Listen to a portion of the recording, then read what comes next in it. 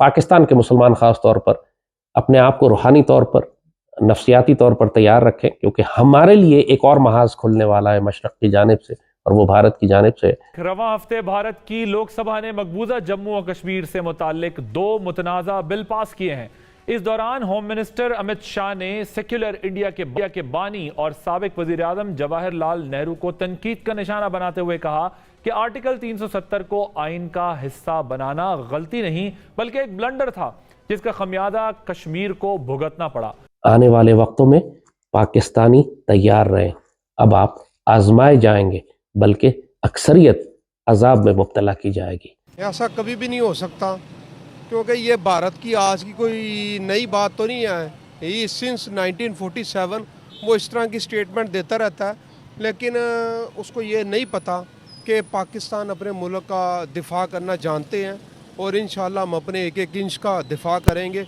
उसकी कोई गलत फहमियाँ है तो वो इंशाल्लाह निकल जाएगी। नमस्कार दोस्तों, जय हिंद। आप सभी का स्वागत है $9 के एक और वीडियो में। दोस्तों, कल अमित शाह जी के पीओके वाले बयान के बाद फाइनली पाकिस्तानी मीडिया में भी खलबली मच गई है। हालांकि रिएक्शन तो कल से ही आना शुरू हो गया था पाकिस्तानियों का और पाकिस्तान के टट्टुओं का ट्विटर के ऊपर में, लेकिन अब पाकिस्तानी मीडिया में भी बातें हो रही है बड़ी बड़ी। और पीओके में जो 24 सीटें अमित शाह जी ने कहा कि रिजर्व है और पीओके हमारा है, इसमें कोई शक नहीं है, पीओके हमारा तो है ही। लेकिन इस बयान की गूंज जब पाकिस्तानी मीडिया में पहुंची, पाकिस्तान में पहुंची, तो पाकिस्तान की पतलून हो गई है गीली और पीली। तो आइए बढ़ते हैं, सीधे अपने चलते हैं नुमाइंदे के पास में। आज बहुत दिनों के बाद हरास हमारे हाथ लगे हैं, तो हम पूछते हैं अपने अविश्वसनीय सूत्र हरास नवाब से और पाकिस्तानी फौज के करीबी से कि इस वक्त ये बयान सुनने के बाद पाकिस्तानी फौज में क्या माहौल है और पीओके के अंदर क्या माहौल है। जी हरास, हमें बताएं आप कि इस वक्त क्या सूरत हाल देख रहे हैं आप वहाँ पे।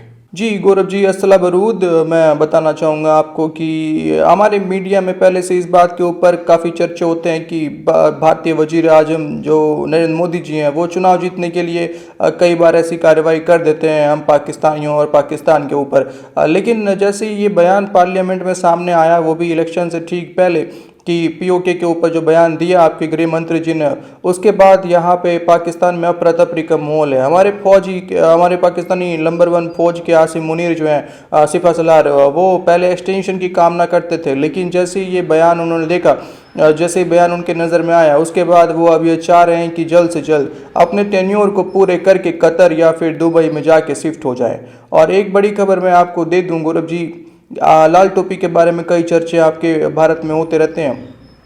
ऐसे में खबर ये है कि लाल टोपी ने भी पीओके में एक घर खरीद रखा था। जैसे ही ये खबर उसको मिली और उसे लगा कि पीओके में कोई बड़ी कार्रवाई हो सकती है, उसने वो घर बेचकर कराची में शिफ्ट हो गया है। मैं बता दूं आपको कि मेरे घर के 3 घर छोड़कर उसका घर है। ऐसे में मैं उसके हरकतों को देखता रहता हूं, तो अपडेट जानते रहने के लिए आप मुझसे कांटेक्ट जी बनाए रखें गौरव जी।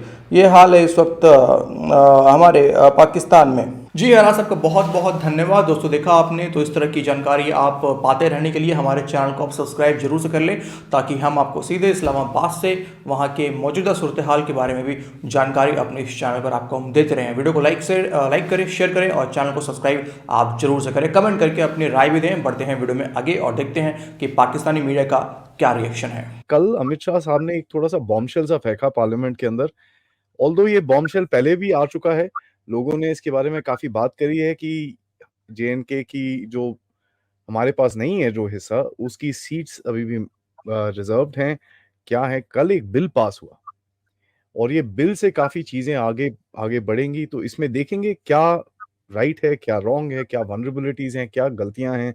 जो गृह मंत्री अमित शाह जी ने कल जो 2 बिल्स लाए लोकसभा में, वो कुछ कोई नई रेवलेशन नहीं थी, कोई नई चीज उन्होंने नहीं कही, लेकिन उसमें सबसे बड़ी बात जो थी, जो कल हुआ, जो बिल्स उन्होंने लाए, वो ऐतिहासिक इसलिए है क्योंकि लोकसभा में वो पारित हुए। आपको पता है, पहले भी मैं इस पे बात करता रहा हूँ कि अमित शाह जो होम मिनिस्टर हैं भारत के, बड़ा पावरफुल पोर्टफोलियो है।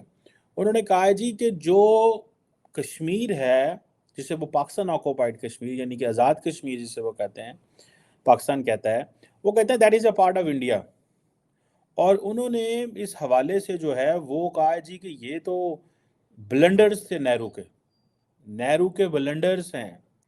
बीजेपी कहती है कि जनाब हम कश्मीर लेंगे, और ये तो बस वो ब्लंडर थे उसके नेहरू के सीज फायर को अनाउंस कर दिया, वरना आज वो होता हमारा। मैं पूछना चाहता हूँ पाकिस्तानी सियासतदानों से, सरकार से, भाई आप क्या कर रहे हैं? आपकी क्या जिम्मेदारी है? अमित शाह जब दिल करता है उठता है, बोलता है, कहता है मैं ले लूंगा कश्मीर। राजनाथ सिंह जब मर्जी उठेंगे कहेंगे जनाब कश्मीर हमारा है, और ए हुकूमत सुती, इनके पास कोई जवाब नहीं है। पाकिस्तान हमेशा से ही कश्मीर के ऊपर बात करता है और कश्मीर पाकिस्तान का ही हिस्सा रहा है। ये सिर्फ और सिर्फ हमारे सियासतदानों की गुफलत की कश्मीर अगर पाकिस्तान का हिस्सा था तो फिर वहाँ की अक्सरियत ने हमारे साथ इल्हाक क्यों नहीं किया था? हमें क्यों अटैक करवाने की जरूरत पड़ी थी? अगर इस बात का मैं आपको आंसर करूं तो इसमें हमेशा से ही मैं आपको बताना चाह रहा हूं कि पाकिस्तानी पॉलिटिशियन का एक बहुत बड़ा किरदार रहा है। इनको बैरून मुल्क की जो फंडिंग मिलती रही है, जिसकी वजह से इनको अपने चक्करों के अंदर इन्होंने कश्मीर को हमेशा से ही डिप्रेस रखा है। नहीं, तब तो बैरून मुल्क के, तब तो पॉलिटिशियंस नहीं थे ना, तब तो कायदे-ए-आज़म मोहम्मद अली जिन्ना का दौर था। जी ये बात बिल्कुल आपकी ठीक है। 1947 से जब ये पाकिस्तान आज़ाद हुआ था, बिल्कुल कायदे आज़म का ही रोल था इसके अंदर, बहुत ज़्यादा रोल था, उन्हीं की वजह से ही हमें ये आज़ादी मिली है। लेकिन ये जो आप बात कहना चाह रही हैं ना कि इंडिया के अंदर अक्सरियत अगर थी हमारी मुसलमानों की, और वो पाकिस्तान को तब आज़ाद करवाने के, जब हम 97 में हमने कारगिल की जंग की थी, वो क्यों नहीं उन्होंने हमारा साथ दिया? तो इसके अंदर भी सियासतदानों की और बहुत बड़ी थी कि जैसे कि देखें, तब अगर नवाज शरीफ वापस अपनी आर्मी को ना मंगवाता तो ये आज हम कश्मीर हमारे हाथ में होता। उसकी वजह ये है कि वहाँ इलेक्शन होने वाले हैं, तो मोदी साहब को कोई ना कोई स्टंट तो उसने बनाना है ना। तो ये तो हम एक्सपेक्ट कर रहे थे कि वो इस तरह की मिस एडवेंचर उसने पहले भी की थी 2019 के अंदर, तो उसको मुंह की खानी पड़ी थी। अब भी कोई मिस एडवेंचर करेगा तो इंशाल्लाह इससे उसको भरपूर जवाब दिया जाएगा। कैसे जवाब देंगे हम? जवाब देंगे, देखें जी हमारी आर्मी है, आर्मी के साथ अवाम है, इंशाल्लाह मिलके अपने मुल्क का दिफा करेंगे। अभी तो भारत बहुत स्ट्रॉन्ग हो चुका है। नहीं, डेफिनेटली ये तो बात ठीक है, कुछ हमारी अपनी कमी कुताहियाँ भी हैं, ये सब दैट, लेकिन बात ये है कि ये यूक्रेन ये रशिया के मुकाबले में तो कमज़ोर था, लेकिन आप देखें क्या यूक्रेन को उसने कब्ज़ा किया। अफगानिस्तान अमेरिका के मुकाबले में बड़ा कमज़ोर था, क्या अमेरिका ने उस पर कब्ज़ा किया? वियतनाम अमेरिका के मुकाबले में कमज़ोर था। अफगानिस्तान की हेल्प, अगर हम अफगानिस्तान और अमेरिका की बात करते हैं तो उनका किस्सा अलग था। रशिया यूक्रेन की बात करते हैं तो वॉर रुकवाने के लिए बहुत सी कंट्रीज ने बीच में अपना कंट्रीब्यूट किया था। नहीं, वो बात ठीक है, तो ऐसी बात नहीं है कि अगर हमारे उसको ये दुनिया ये भी नहीं चाहती नॉन प्रोलिफरेशन। उनको पता है कि यहाँ भी एक एटमी बम है, उनके पास भी एटम बम है, तो ये अगर एटम की जंग छिड़ जाए तो ये फिर वो स्टार्ट तो कर सकता है, लेकिन फिर रोकना उसके बस में नहीं होगा। ये 1947 के बाद जब पाकिस्तान और इंडिया का आपस में सेपरेशन हुई थी, उसके बाद ये अक्सरियत की वजह से इन्होंने इसके ऊपर अपना कब्ज़ा काबिज हो गए थे ये।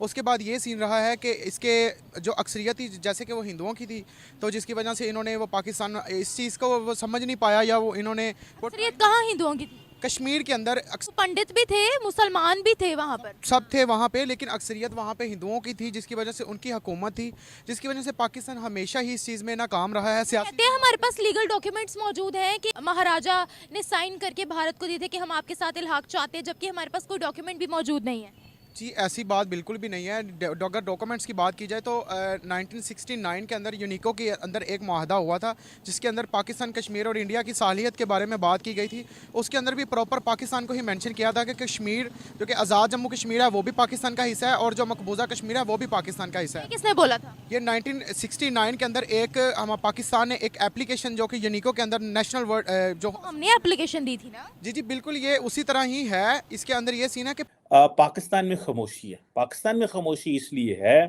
कि पाकिस्तान के अंदर जो सियासी जमातें हैं वो समझती हैं कि हमने जो कश्मीर और भारत के रिलेटेड मामलात हैं वो फ़ौज के सुपुर्द हैं। फ़ौज क्या जवाब दे ना दे, ये फ़ौज की पोर्टफोलियो में आता है, ये हमारे डोमेन ही नहीं है।